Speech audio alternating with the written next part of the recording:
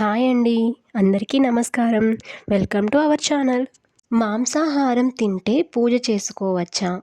ఎలా చేసుకోవాలి? అనేది చాలామందికి సందేహం ఉంటుంది. ఎప్పుడైనా కానీ మాంసాహారం తింటే తలస్నానం చేసే పూజ చేయాలి. ఉదాహరణకి నిన్న మీరు మాంసాహారం తిన్నారనుకోండి, ఖచ్చితంగా ఈరోజు తలస్నానం చేసే పూజ చేసుకోవాలి. అలాగే కోడిగుడ్డు తిన్నా సరే ఇదే వర్తిస్తుంది. కొంతమందికి ఇంకొక సందేహం ఉంటుంది. అదేంటంటే మేము మాంసాహారం వండుతాం కానీ తినం అని అంటుంటారు.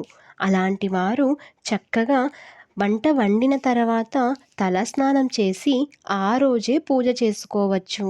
మాంసాహారం తిన్నవారు మాత్రమే తలస్నానం చేయవలసి ఉంటుంది. అది కూడా మాంసాహారం తిన్న రోజు కాకుండా మరుసటి రోజు మాత్రమే.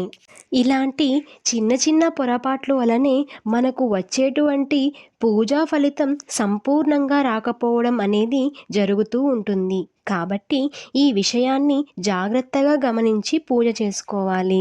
ఈ వీడియో కనుక మీకు నచ్చినట్లయితే లైక్ చేయండి, షేర్ చేయండి, సబ్స్క్రైబ్ చేసుకోవడం మర్చిపోకండి. Thank you for watching.